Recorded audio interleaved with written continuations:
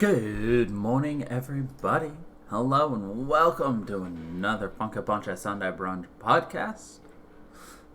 Today, we're continuing our conversation on Final Fantasy for like the fourth time. Will we be done today? I don't know. That's really going to depend on how much we get through today and how much we decide to skip. But anyway, good morning to everybody. And yeah, let's pick up where we left off, which was at Final Fantasy XIV. Final Fantasy XIV Online, which is also collectively known with the initial relaunch title as Final Fantasy XIV A Realm Reborn. This is the relaunched version of the 14th installment of the Final Fantasy series, and the second one after Final Fantasy XI to be an MMORPG. So, the original version of 14 received some heavy criticism at launch in 2010, which prompted an official apology and the replacement of the development team. Ooh. And then October of 2011, Square Enix announced that the game would be relaunched as Final Fantasy XIV A Realm Reborn, an entirely new version that was rebuilt from the ground up.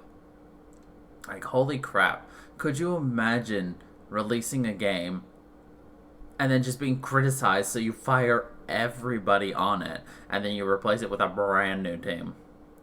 Like, holy crap.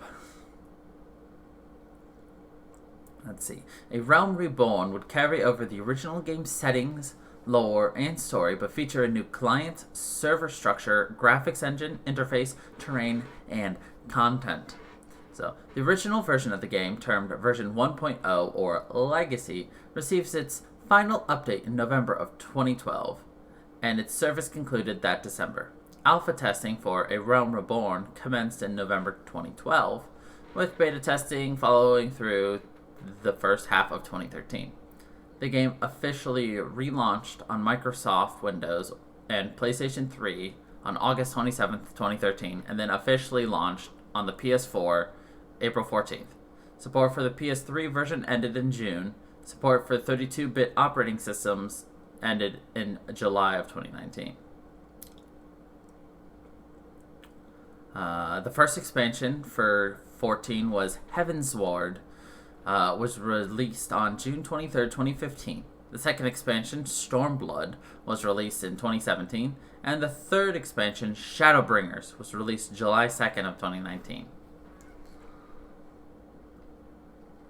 So, yeah, obviously, like I said, this is going to be another MMORPG. So, gameplay. After the player has created a character, the game will start in one of 3 city-states depending on the character's starting class. The player cannot change class until finishing the level 10 class quest of their starting quest. Doing the main scenario quests will help the player gain experience, guild, items, an airship ticket, an ability to use the inn, permission to do guild leaves, visit the gold saucer, hire retainers, and be able to join grand companies. The player can choose between playing the mouse and keyboard or play on a gamepad. The skill HUD will adjust to the player's selected choice.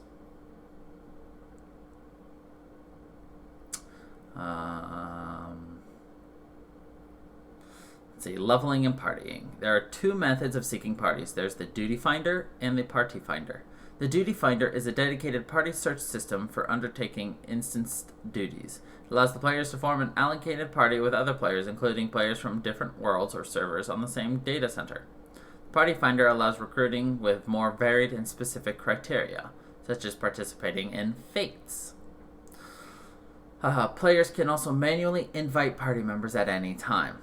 Free companies are the new guild system, taking the place of link shells that are now simply chat channels for various player purposes. To register a new free company, the player must be level 25, aligned with a grand company, have at least 4 starting members, and 15,000 gil. However, any player may join an existing free company regardless of level by applying for or being invited into it. Unlike link shells, a player may only belong to one free company at a time.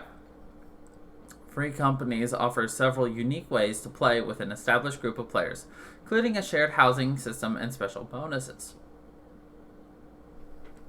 So, let's see how their battle system is. So, fighting. Using skills is an easy learning system. The player has 4 different battle bars to watch: HP, MP, enmity, and, if you're in a party, the limit gauge. HP stands for hit points and determines how much health you have before you get KO'd. This is governed by the vitality attribute. MP stands for magic points and is used for casting spells. Although most of these skills have a casting time, there are some instant spells that can be cast while moving. Spells with the cast time require the player to stand still until the casting is complete. MP is governed by level, as well as the piety attribute when using a job in the healer mode. With the release of the Shadowbringer expansion, piety will no longer increase MP, and it will be kept at 10,000 for every character at the expansion's level pack of 80. Enmity is a small bar under your class icon that measures how much threat they have with an opponent while in the party. This gauge is intended to ensure those with a tank role can maintain the enemy's attention, while DPS and healers avoid getting directly attacked. The bar reflects the proportionate threat compared to other players, showing how likely they are to gain aggro. A number indicates the player's threat ranking, with A representing the one holding aggro. If aggro is held by a player or NPC out of the party, or a pet not shown on the party list, the highest will be represented as 1. By default, enmity is not shown when playing solo, where it is generally irrelevant. However, these mechanics will still be in place whenever multiple players or NPCs attack a target, such as during Fates. And then there is the limit break. A Realm Reborn implements a limit break system for parties in place of the battle regime system found in version 1.0. Each party has a limit gauge that increases as actions are taken during battle. When at least one section of the gauge is filled, a limit break may be activated by a party member, emptying the gauge. The effects of the limit break are dependent on the class or job of the character who triggered it, while the strength of those effects is based upon how many segments of the limit gauge were filled when the limit break was triggered.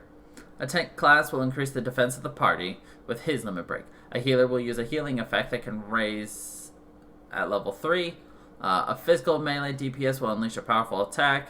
Magic DPS will loose his circular area blast. And physical ranged DPS will fire an area blasted in a straight line. The rate at which the limit gauge is filled changes in response to the conditions of the battling. Executing skillful maneuvers, such as inflicting the stun status, can make the gauge rise more quickly. Conversely, the death of a party member will cause the limit gauge to decrease by a certain amount. Limit gauge will also fill more slowly if multiple party members are using the same class or job at the same time. So really, don't die, inflict statuses, and get a well-rounded team. Got it. So crafting system. So there's crafting here. Synthesis. Crafting is initiated through the crafting log, provided materials are available in the inventory. Players must use abilities to advance the progress and quality of the crafted item. Increasing progress gradually leads to completion of the item, while increasing quality increases the chance of an HQ. Excuse me. A high quality product and increases experience gained. While performing actions, the material's durability will gradually decrease. If it reaches 0, crafting fails and materials may be lost. At each step, the materials may be in one of 4 states: normal, good, excellent, and poor. Good and excellent will provide bonus to quality gained if the relevant skills are used at that step. Poor occurs right after excellent and will penalize any quality gains, but does not affect progress or other skills. Some skills can only be used while in the good condition. Synthesis is governed by 3 stats: craftsmanship, which affects how much progress is increased by using corresponding abilities; control, which affects how much quality is improved but when using corresponding abilities; and CP, which stands for crafting points, and is used for various skills during synthesis. Players must manage this so it doesn't deplete too quickly. Some abilities can restore CP in certain conditions. Let's see, there's also materia melding, which is, just that. Repairing. Desynthesis, which is just desynthesizing things. And then, of course, there's gathering. Alright, let's go to the classes. Let's see. Interesting. So there are 4 base disciplines, each divided into several classes. Each class has its own weapon type, and changing classes is as simple as changing weapons. This is known as the armory system. Classes can be changed at any time except during battle. So it's weird. There are classes and then there are jobs. So I don't know a whole lot about those, so I'm going to read off the class and then the job associated with it. So there's the archer class, but the bard job. That doesn't really make sense to me, but, whatever. There's the gladiator class with the paladin job. The lancer class with the dragoon job makes sense. Paladin gladiator doesn't as much. The marauder class with the warrior job. There's the pugilist class with the monk job. Then there's the rogue class with the ninja job. And then here's a bunch of jobs without classes. There's the machinist, the dark knight, the samurai, the gunbreaker, and the dancer. Next up is the all those classes and jobs were under the disciples of war. Now under the disciples of magic, there's the conjurer class with the white mage job. There's the thaumaturge class with the black mage job. There's the arcanist class with the summoner and scholar job. And then the rest of the disciples of magic are just jobs. There's the astrologian. There's the red mage and the blue mage. And then the rest of these only have classes with no jobs. There's the disciple of the hand, which is the alchemist, the armorer, the blacksmith, the carpenter, the culinarian. Apparently you can just be a chef. Your weapons for that are skillets and culinary knives. There's the goldsmith, the leatherworker, and the weaver. And then there's the disciples of land. There's the botanist, the fisher, and the miner. So let's see. Here we go. Jobs. Introduced in patch 1.21 of the original version, classic Final Fantasy jobs appear as types of specializations inside the armory system. Upon reaching level 30 in a class, players can do a quest unlocking the use of a job, obtaining a soul crystal carved with the deeds of past warriors. Setting a job on top of one's class allows the use of powerful job-specific abilities and equipment, and is required to learn abilities above level 50. Jobs change the player's base test to help fulfill its intended role. Okay, so that makes a bit more sense for some of them.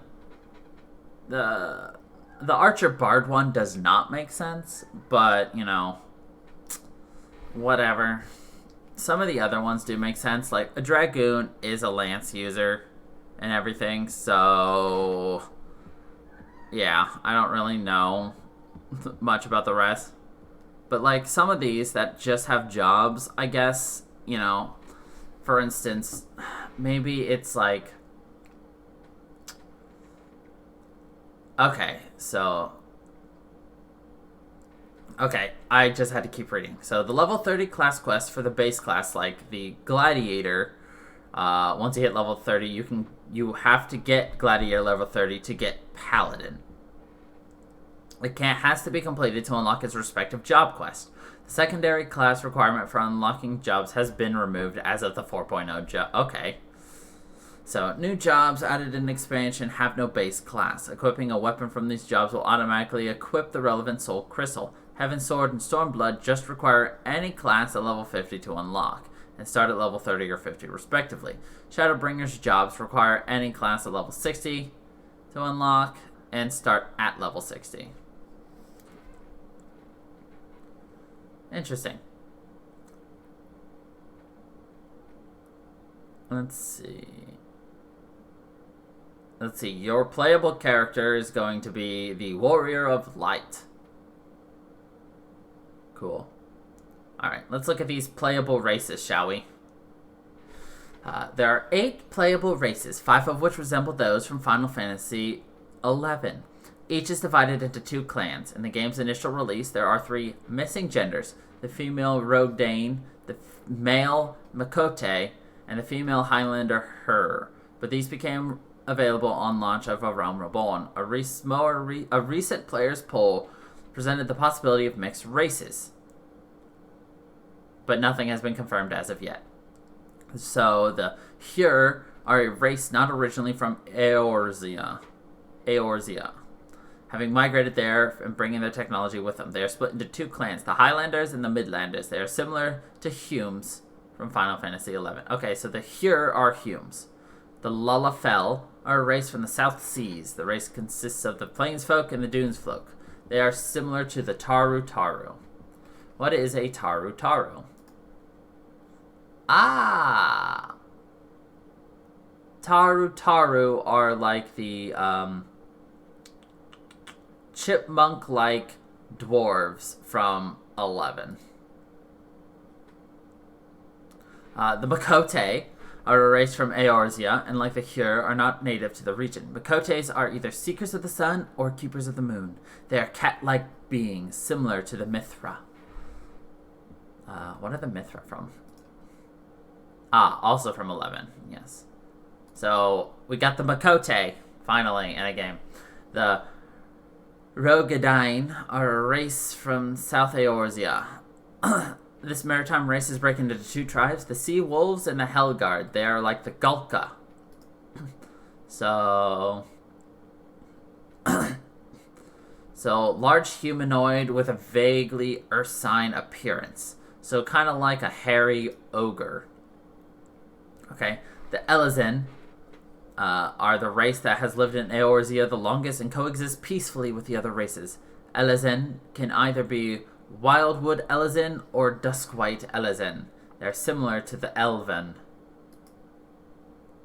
So, elves, basically. Why am I doing that? I can just literally click this. The Hyur are Humes. The Lullafell are Munchkins. The Makote are our cat people that we love so much from Final Fantasy 13-3. The Rogaden are basically just ogres.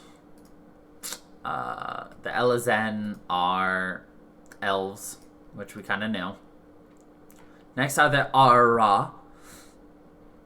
They were introduced in Final Fantasy XIV Heavensward. They originate from the far east.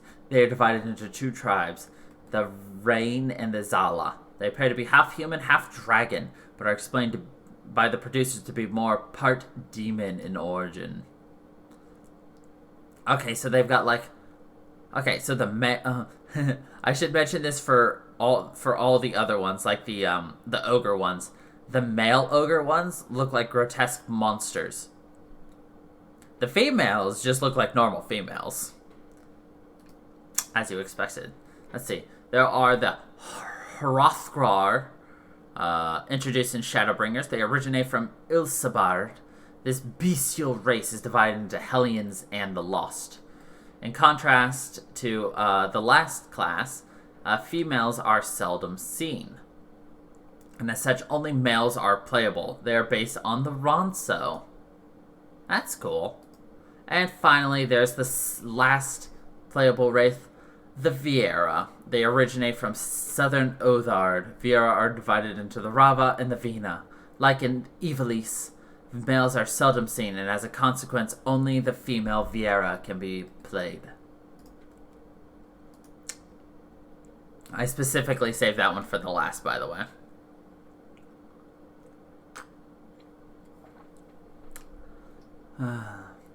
So, I do want to play this at some point. And, hold on, let me check something real quick in Steam while I'm thinking about it. Final Fantasy 14. Do I actually have to... Yeah, I would have to buy the expansion pack.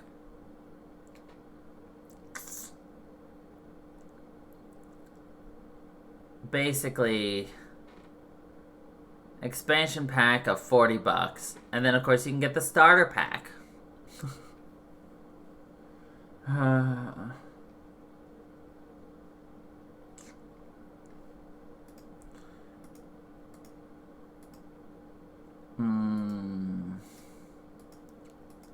Like, it's just one of those I want to get my money's worth. So let me say like this.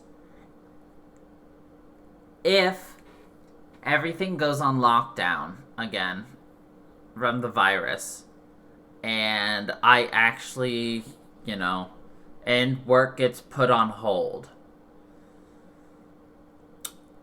we'll day stream Final Fantasy XIV online.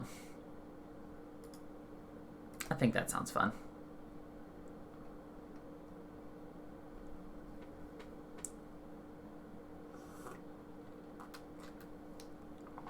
So yeah, I think that's enough of covering 14. And now let's move on to 15. Final Fantasy 15 is obviously the 15th main installment in the main Final Fantasy series. The game was released worldwide November 29th of 2016 for PlayStation 4. I want to see something really quick. Final Fantasy release dates.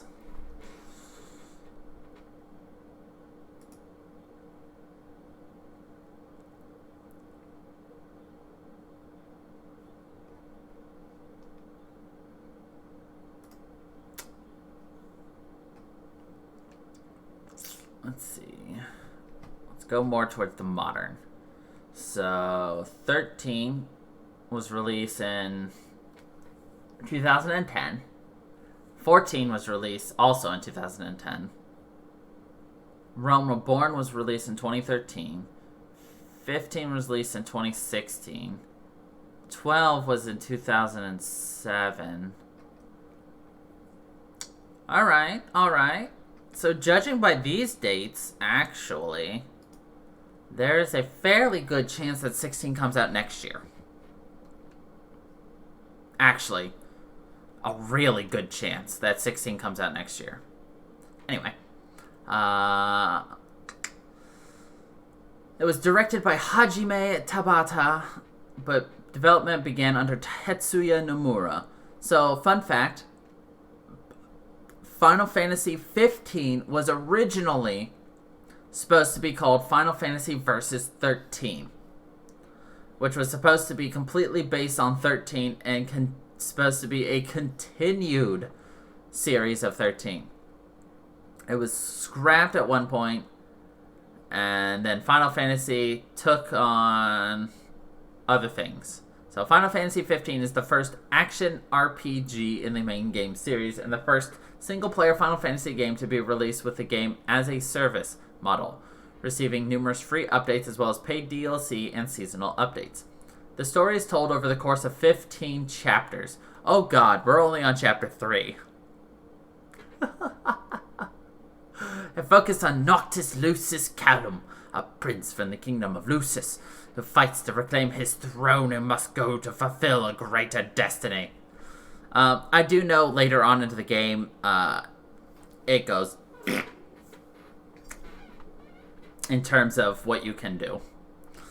Who must fight to reclaim his throne and must go on to fulfill a greater destiny. Final Fantasy XV aims to examine its characters' humanity and place them in a more realistic setting than most Final Fantasy games. Its prominent themes are friendship, destiny, and legacy. The gameplay features an open-world environment and makes use of the ActiveX battle system, a real-time battle system. The first half of Final Fantasy XV is open-world, traversable with the regalia and chocobos, and enables players to take on a variety of quests, explore, and play minigames. Objectives later become more specific in accordance with other Final Fantasy titles. In the original release, only Noctis was playable, though patches have allowed players to switch between controlling any of the main four while in battle. That's something we can unlock through the That's something we can unlock if we want to. I don't want to. Noctis is fine for me. So, Final Fantasy XV was originally developed as Final Fantasy Versus 13 as part of the Fabulous Nova Crystallis project, but to the extent to which it evolved, Final Fantasy 13 and Final Fantasy Type 0 has been reduced after its rebranding. Now features its own lore as part of the Final Fantasy XV universe sub-franchise. It takes place parallel to the feature film Kingsglaive Final Fantasy XV and has a prequel anime series, Brotherhood Final Fantasy XV. The game is also connected to A King's Tale Final Fantasy XV, Justice Monsters V, and King's Knight Wrath of the Dark Dragon Final Fantasy XV Pocket Edition, a new version of the game to be played on mobile platform, was announced at Gamescom in 2017 and was released in February of 2018 for iOS, Android, and Windows 10. A PC version was announced at Gamescom 2017 and was released on 2018 for Steam, Origin, and Windows 10 Store. Final Fantasy XV Royal Edition released on the same day for consoles that included any additions to the PC version. To date, Final Fantasy XV is the first and only title in the main series to receive contemporary releases on every major platform of its era, as opposed to previous entries that have been remastered or otherwise adapted to new media since their original release.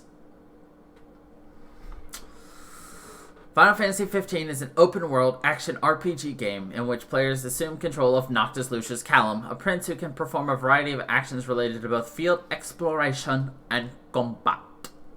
Kingdom of Lucis is a single connected landmass that is explored primarily in the party's car, the Regalia.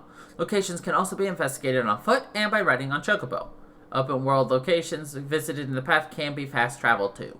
Players can use Guild to purchase items and equipment and accept side quests from the NPCs they encounter. These offer additional rewards and allow for gameplay experiences that are separate from the main story. During some cutscenes, players can choose how Noctis interacts with other characters. It is possible to continue playing Final Fantasy after its story concludes. Post-game content includes new quests and challenges that cannot be unlocked otherwise. New equipment will also become available.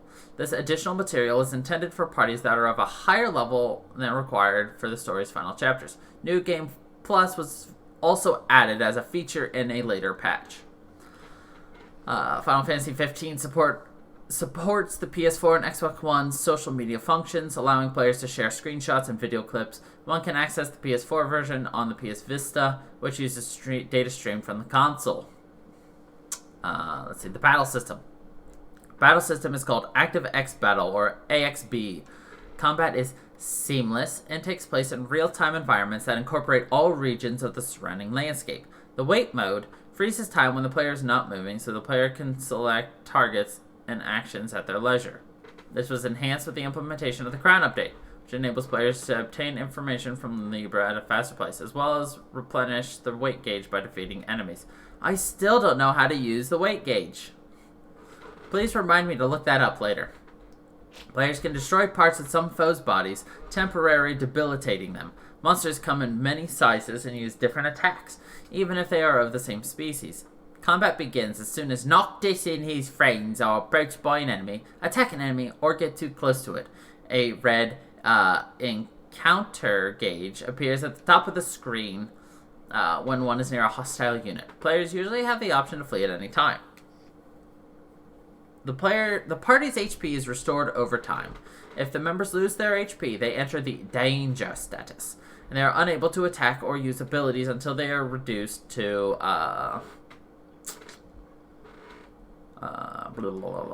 until they are rescued or use an item. Party members in dangers continuously lose max HP until their max HP becomes 0, which at that point they get knocked out. Knocked out party members can still be saved with a revival item, and there is a window to revive the player character if it becomes KO'd. If the player remains KO'd for too long, it is game over. As a result of the Day 1 patch, the screen now flashes red when Noctis is low on HP. HP loss from the max HP gauge slowly recovers over time, but much more inefficiently than the regular HP. The player can use recovery items like elixirs to heal the whole HP gauge.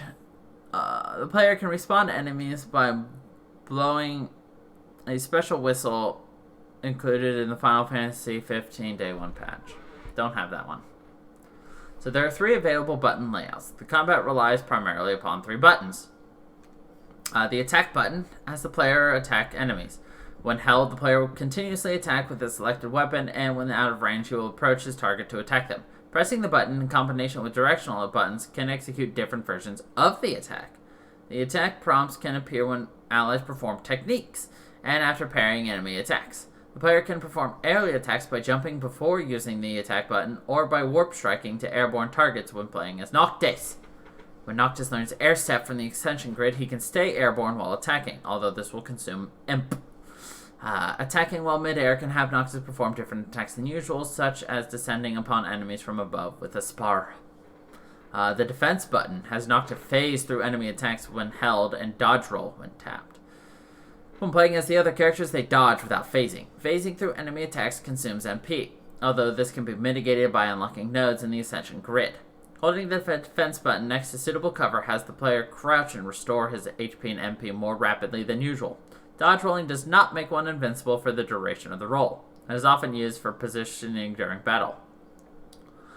The defense button is used to parry certain attacks with a well-timed button press when prompted. Successful parries can usually be followed with a counter strike. The warp button allows Noctis to point warp to out-of-way locations if held, or warp strike to targeted enemies when pressed in combination with the lock-on button. Tapping the warp button has Noctis warp forward and can be done on the field. Warping consumes MP. Warp striking enemies deals more damage the further away from Noctis warps. Point warping fully restores Noctis' MP, and if he is left hanging from a high altitude, it is considered a form of cover, and his HP recovers faster. Some enemy attacks send Noctis falling through the air. If the player can avoid fall damage by warping mid-fall... and the player can avoid fall damage by warping mid-fall when the button prompt appears.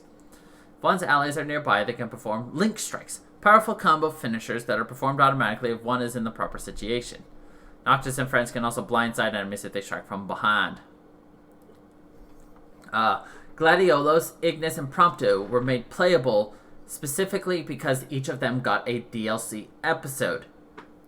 So there's a DLC for Ignis, a DLC for Prompto, and a DLC for Gladiolos. And they were each later made playable in the open world portion of the main game as well. You have to unlock this ability from the Ascension Grid. The trio plays identically to how they play in their episodes, and thus Ignis mainly fights with daggers, Prompto with firearms, even if they can equip spears and machinery as subarms when they become controlled by the AI. Also, they can't use Elemency. When the player uses character swap to play as one of Noctis' allies, Noctis becomes AI controlled. When AI controlled, he does not lose HP from wielding royal arms. Okay, that's broken. So, just judging on that, what you do is you equip Noctis with 4 royal arms, enter battle, and then immediately switch to one of the things, and all of a sudden Noctis is dealing almost like 5 times the amount of damage. That is broken. Equipment. The player can equip weapons and accessories. Magic is also equipped to a weapon slot. Accessories boost stat and provide elemental and status protection, and some are specific to certain party members. The game has a total of 109 melee weapons. Noctis can equip all weapons, and some types are exclusive to him, whereas party members can equip 2 types of weapons as primary and secondary, as well as elemency magic. Different weapon types deal different types of damage, and when an enemy is weak to the player's attacks, the damage numbers appear orange. When an enemy resists the player's damage, the number appears purple. Noctis can have up to 4 weapons equipped, and his fight style changes depending on which of his equipped weapons is active. The player can freely cycle between them via the D-pad. Some weapons can be upgraded by Sid. These are designated by a yellow plus in the gear menu. Others boost their wielder's stats when equipped. The royal arms drain Noctis' HP when attacked with, unless he is an AI controlled, but others are especially strong against diamonds. When Noctis uses firearms, he is unable to string combos together, but he automatically reloads the weapons after enough shots have been fired. Ignis, Gladiolos, and Prompto use their secondary arms, the lances, the shields, and the machineries, respectively, situationally. In Imperial bases, Noctis can use heavy arsenal turrets to damage enemies from a distance. Hell yeah. Perfect. Techniques in the Armiger. We just unlocked the Armiger, so no spoilers there. During combat, a tech bar is comprised of 3 segments that gradually gets filled. The players can issue commands to Noctis' allies, as well as any guest characters present. If the party member's technique is offensive, it can usually be followed up with an attack from Noctis if the player presses the attack button at the right time. When using character swap, only Prompto can prompt the use of an ally technique when Arena Highwind is in the party. Arania, I don't know. Noctis unlocks Armiger when he has collected 3 royal arms. False. Noctis unlocks Armiger when he has gotten the 3 main story royal arms. After a circular gauge fills through a combination of offense and defense, the player can activate Armiger to boost his attacks and summon all his collected arms to his hide. These shield Noctis from enemy attacks and make all of his moves a warp attack. While in Armiger, maneuvers don't expend HP or NP. While Armiger is active, Noctis can perform an Armiger Chain, a powerful technique that allows the entire party to damage foes several times in rapid succession. Armiger ends when the gauge is depleted. Armiger Unleashed is a new Armiger mode in the Windows and Royal Edition of the game that makes Noctis even more powerful. Yeah, we don't have the Royals Edition. False. Black Bear.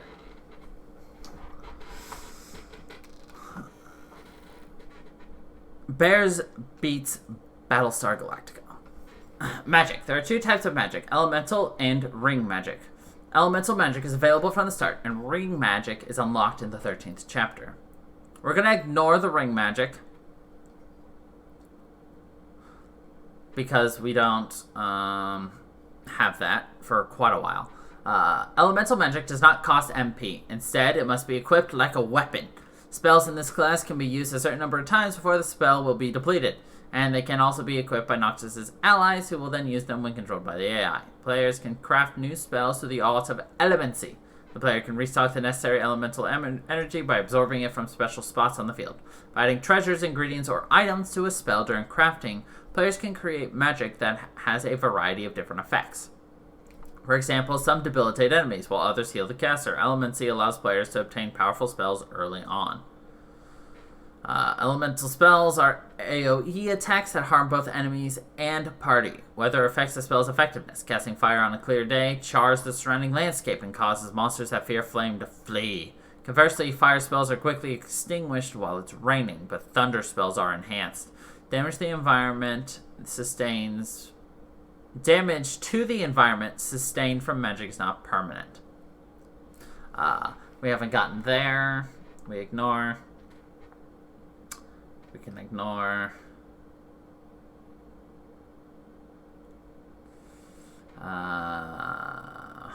We can ignore. We can ignore. Good enough. What's the theme? We already know the theme. The story of Final Fantasy XV focuses on war. It also touches upon one's defiance of the will of divine beings. Okay. It's like, we initially decided on 3 keywords: journey, companions, and Ka. Okay. Alright, so that was the main Final Fantasy, basically. So, needless to say, there are a ton of offshoot side series, and even me grabbing some, I didn't even get all of them. So, I grabbed a handful, a hefty handful, like my handful of ones that we might want to look at later. So there's Final Fantasy Crystal Chronicles. This is a spin-off companion game that's outside of the Final Fantasy series, released in 2003 for the Nintendo GameCube, and marked the return of Final Fantasy to a Nintendo console. The Final Fantasy game features many new gameplay elements previously unseen in Final Fantasy, like real-time fighting, as well as being the first RPG to incorporate the GameCube Game Boy Advance compatibility. Blech. A remastered edition of this was scheduled for release on PS4 and Nintendo Switch for January 23rd of 2020, but was later pushed back to summer of 2020. On May 28th of 2020, they set a final release date of August 27th, and it was a digital-only release in North America. So there is an updated Final Fantasy Crystal Chronicles out for the Switch. Gameplay. The game can be broken down into 3 general actions. There's exploration. Players assume the role of various characters who must venture out into the wilderness in a caravan to protect their village from a poisonous gas cloud known as the miasma that engulfs the entire world. They must find magical trees called myrrh trees out in the wilderness. These trees produce one droplet of myrrh every 2 game years, meaning the caravan must explore more of the world to replenish their supply of myrrh. 3 droplets are needed every year to purify the town's crystal, which wards off the miasma. The trees are guarded by a host of creatures bent on killing the caravaners. The passage of time plays an important role in the game, for as the years progress, the challenges the player faces grows increasingly stronger. There's interaction. Like the other games in the Final Fantasy series, this story includes characters traveling across the world to accomplish some world-saving event by completing other quests along the way, which furthers their progress. On their journey, events unfold which change what abilities the player has, where they are able to explore, and ultimately what they can do in the game. While in the world map, the player views a graph of the area they are in with their current location marked by a caravan. The player can travel along plotted roads from one town or dungeon to another, occasionally being stopped to view a brief cutscene. Cutscenes often add to the story or change items from the player's inventory, but they also can be mundane clips of interacting with another caravan along their path. While in a town or dungeon, the camera switches to a third-person perspective, following the crystal chalice in dungeons or the players themselves in towns, viewing them from above as they move throughout the stage. This can cause problems should the chalice be left in a location without anyone carrying it, as the player can move off-screen. In multiplayer games, players are restricted to being a certain distance from one another. Okay. Interesting. I've honestly never heard of this until it just got released again a couple months ago. I kind of want to play this. Granted, buying it for the Switch, how much is it? I don't think Crystal Chronicles Switch.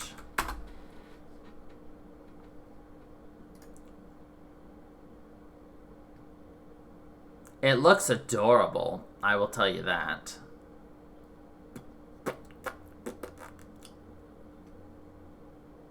Ah, wonderful. It's already got DLC packs and everything for it. Wonderful. I'm looking for a cost. Where are you? $30. That's not bad. Something to consider. Combat. Combat is real-time based and takes place in the regular movement mode, unlike many games in the Final Fantasy series, which use turn-based combat system or ATB combat system.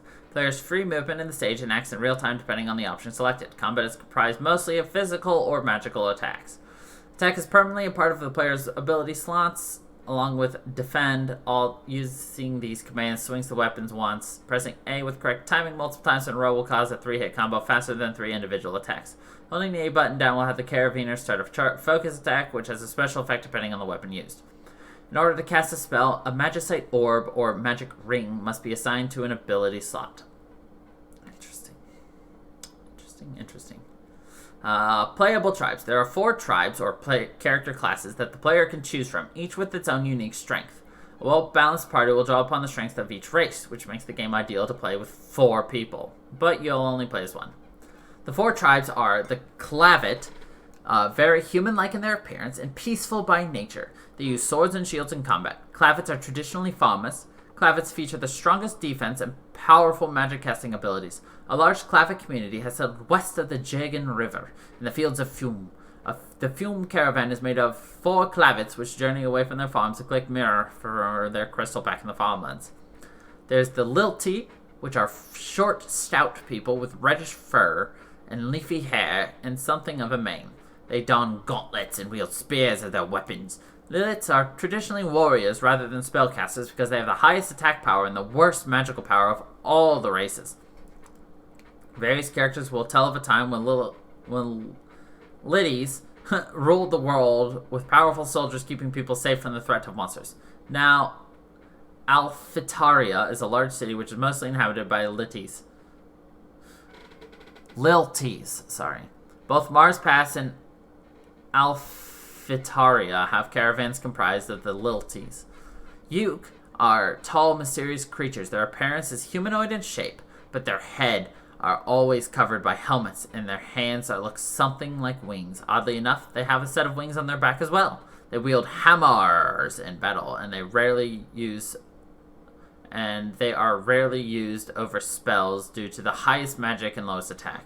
Their focus attack takes longer to charge, however. As such, Yuks are traditionally scholars or magicians. Many Yukes reside in the town of Shela and Veolu, a city protected by powerful magic. And finally, there's the Selkie, human-looking race with some distinctive features that set them apart from Clavids. They typically have silvery blue hair, and almost all examples of their race are in a peak physical condition. Selkies are traditionally thieves, known for their speed. Selkies have a strong attack power and shortened focus attack charge time. They use racket-like weapons in battle. The island town of Leuda is filled with Selkies who will rob anyone not of their own race. So, interesting. So, yeah. Final Fantasy Crystal Chronicles. Something to consider for the future. And, of course, then there's Final Fantasy Crystal Chronicles Ring of Fates, which is a prequel to Crystal Chronicles for the DS. Gameplay is party-based, with the player starting off with only Yuri in their party, with Al, Nash, and Meath joining as the game progresses. The player can switch between party members by touching their icon on the lower screen. Battles are in real time, with a basic hack-and-slash overhead view format. Enemies spawn in preset places as the player explores area. Magic is cast through the use of expendable Magicite, with only basic spells such as Fire, Cure, and Raise available. But other spells, such as Higher Tier, can be cast by layering other character Magicites on top. There's also a puzzle-solving element, with the player needing to figure out how to unlock the doors to other areas by activating switches or placing keys and keyholes found in the map. Interesting.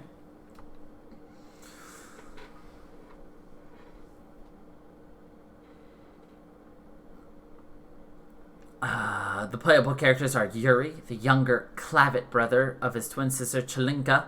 He's filled with an insatiable curiosity and fearlessness, yet remains a kind and guileless lad.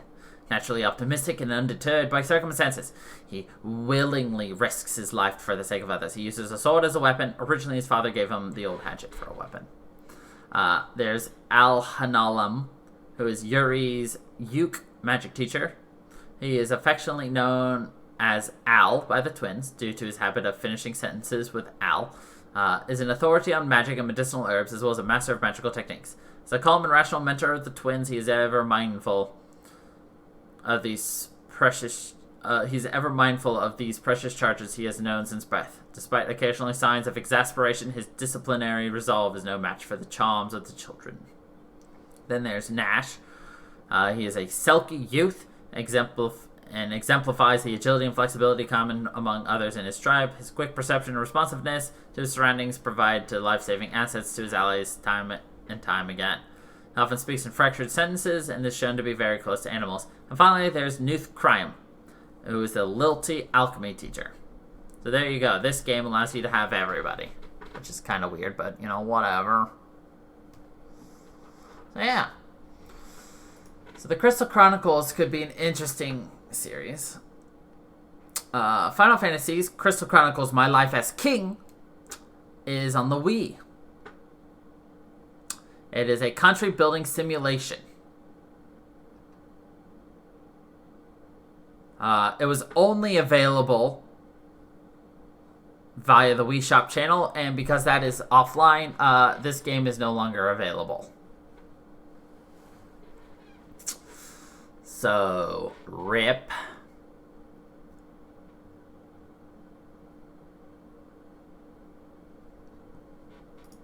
Then there's Echoes of Time. It's an installment of the Crystal Chronicles series. It is the first Crystal Chronicles game that allows players to play together online and allows somebody with a Wii or a DS to play together, which is really interesting. So this is a sequel to Rings of Fate and serves as a prequel for the regular Crystal Chronicles. Uses an enhanced version of the gameplay established in Rings of Fate, but also shows new features for gameplay like the ability to swim in water. Some combat is featured while swimming too. Another new feature is that each tribe is able to equip other tribes-specific weapons, although they cannot use their tribe-specific abilities within the tribe's main weapon, but later on gain level with other tribes' weapons. So we can get this on the DS. Cool.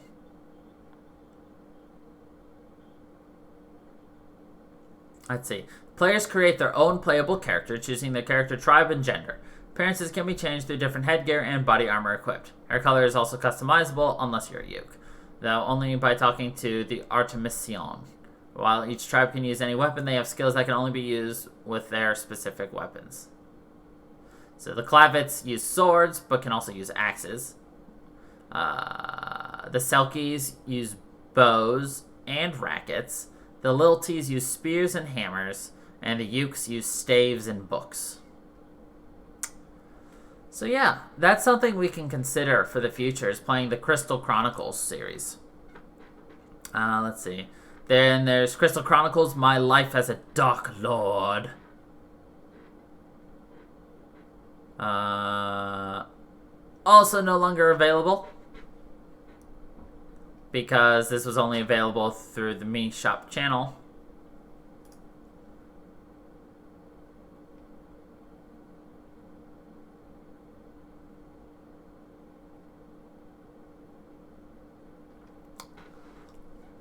I'm sure there's a way I could somehow get it to work on my computer, but I don't know. Let's see. Then there is Final Fantasy Crystal Chronicles, The Crystal Bearers.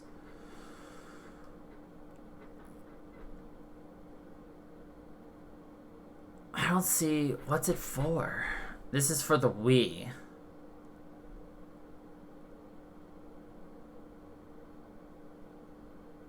So is this just a normal... You can purchase this game? Yay.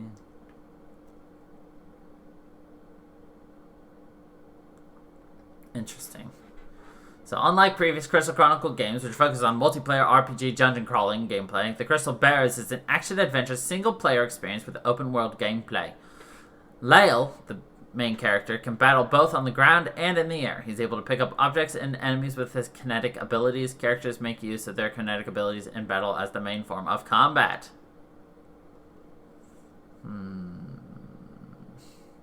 Okay. The Wii remote is used to grab objects and move them. Lael's power can also work as a grappling hook to launch himself up. Nearly everything in the game can be interacted with, including people in town, who will react to Lael differently depending upon the player's actions. There is no level-up system in the game. Instead, the player utilizes new equipment to enhance Lael's abilities, such as being able to interact with objects further away. Players can also maximize Lael's total HP by collecting fragments of mirror, which can be found by clearing the Miasma Stream campaigns in each area and hunting down scattered treasure chests around the world. So, interesting.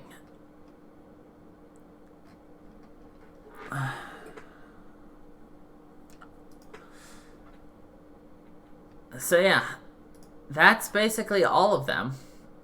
So we would have Crystal Chronicles, which we could either play the original or the remaster. We would have Ring of Fates to play. We would have Echoes of Time to play. And if we really wanted to, the Crystal Bearers. So that's 4 more Final Fantasy games we have. There's also 2 manga adaptations for this as well.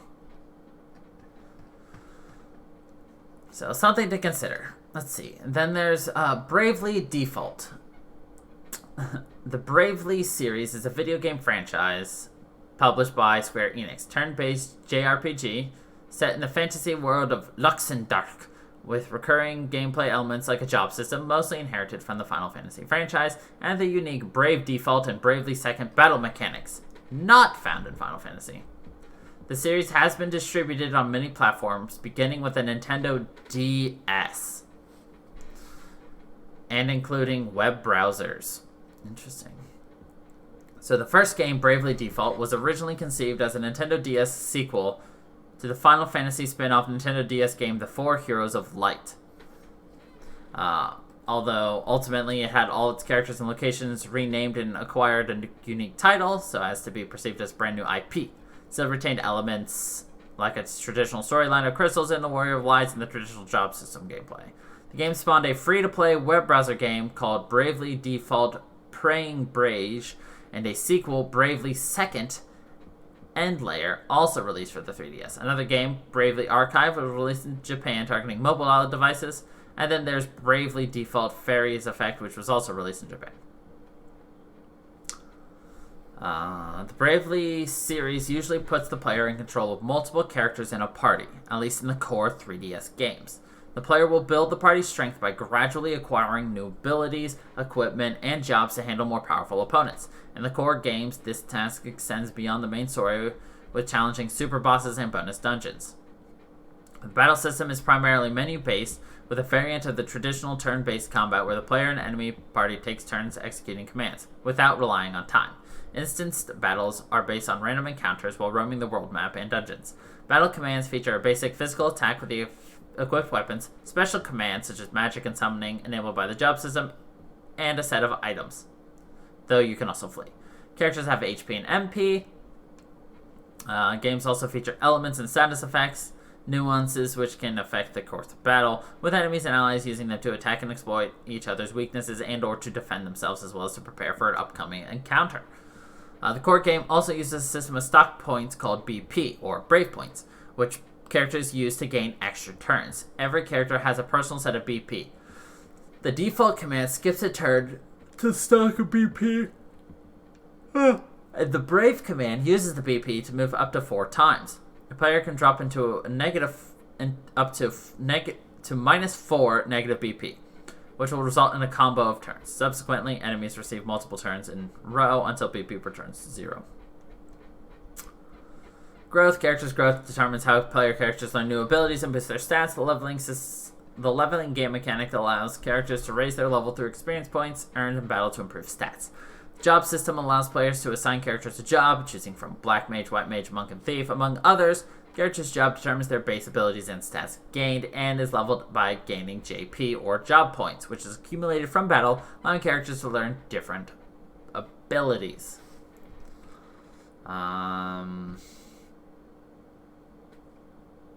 Yeah, that's basically the Bravely default.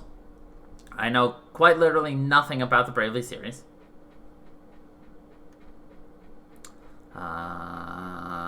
So Final Fantasy The Four Heroes of Light is a Gaiden, or spin-off game of the main Final Fantasy series. Released for the Nintendo DS in Japan, and then released in North America a year later. The game is the second to be released with the Final Fantasy Gaiden subtitle in Japan after Final Fantasy Adventure, though the two games have no relation to each other. So basically, this follows typical RPG fare through magic points are replaced with AP, which is action points. Random encounters return, and the battle system is turn-based, reminiscent of the first three Final Fantasy games for the Famicom. Changing equipment changes the character's appearance. The game uses a new variation of the job system called the crown system, where jobs are linked to hats, or crowns. Each crowns contain 4 skills and various bonus attributes, but magic spells can be used by all crowns. There are 28 crowns available in the game. Unlike past versions of the job system, where jobs determine a character's appearance, crowns are only signified by what is worn on the character's head. And equipment provides the aesthetic changes for the character's appearance. Battles take place in a turn-based format with several twists from the rest of the series. Instead of MP, you use AP. Each turn, the player regenerates 1 AP to a maximum of 5. And also, unlike other games in the series, the player cannot choose the target of their attacks and abilities. Monsters choose the target of their attacks and abilities with an enmity system. The player has 4 choices of action: attack, use an item, use one of the character's abilities or spells, or boost, which will generate extra AP and make the character crouch and increase defense against damage from physical attacks. Another factor affecting the battle is enthusiasm. When the heroes are psyched up, they become surrounded by a yellow aura and get a stat boost. When the heroes are feeling down, they become surrounded by a blue aura and get a corresponding decrease in stats. When a battle is finished, surviving characters receive the experience gained. If items are dropped, they're dispersed among the characters with space to hold them. And finally, any gems found are added to the party's total. Characters. There are 4 playable characters who form the eponymous Heroes of Light, along with 4 characters who join the party temporarily. Players are allowed to choose names for the 4 heroes at the start of the game. There's Brant, a carefree young boy who lives in the Kingdom of Horn with his mother Kuro. He has a strong sense of justice. There's Jusqua, a young boy with an air of mystery surrounding him. He doesn't like it when things get tough, and generally abandons the mission that do. Unita is a soldier in the Kingdom of Horn, sworn to protect and serve Princess Air. She's a stoic and serious girl, but is nervous of her role. And then there's Heir, the second daughter to King Horn. Heir is the heir to the king. She is the cheerful mood maker of the group and is a spoiled princess and has little knowledge. Cool. Something to consider. That opens up a giant can of worms that we can get into next week. Here, let's talk about this. This is a game that I got, then returned, and I think I'll buy it again and actually stream it. This is called World of Final Fantasy. It's on Steam, and it is adorable. World of Final Fantasy is primarily set in the world of Grimoire, a land populated by classic Final Fantasy characters and monsters from across the series, while being unconnected to any other series entry. Storyline focuses on twin siblings, Lane and Rain, who suffer from amnesia and hold the power in one of their arms to capture and wield mirages, the monsters of Grimoire. Lane and Rain travel to Grimoire to recover their memories, gradually mastering their powers and becoming involved in the conflicts consuming the world. These include fights between rival factions within the native Lilikans and the impending threat of the Bahamutian army. World of Final Fantasy is an RPG video game in which players take control of the twin siblings as they navigate the world of Grimoire. In Grimoire, all characters and monsters encountered by the player are rendered in a chibi style. The exceptions are Lan and Rain, who can shift at will between chibi and their true forms. During their travels, they befriend various monsters called mirages that they can utilize both in battles within the navigable environment. Examples of this usage includes riding larger mirages as mounts and using them to navigate environmental puzzles. The game's battle system makes use of the ATB system, employed by multiple Final Fantasy games, and battle players can control a party of mirages, which can be stacked upon each other to grant various boons in battle while decreasing the number of turns that can be taken. The types of mirages used affect the player's available skills and battle abilities in battle. Mirages are befriended in battle after they've been sufficiently weakened, and once in the party they can be freely named. In addition to standard mirages, there are special mirages that can be temporarily summoned using AP, action points. The mirage remains in battle, replacing the main party until the summoner's AP is depleted. Basically, consider this Pokemon meets Final Fantasy. That's all I'm gonna say. So yeah. We've hit our hour mark, so I think that's that, and, what do you know, we still have one more Final Fantasy stream to go, because we've still got more Final Fantasy to talk about. There is so much.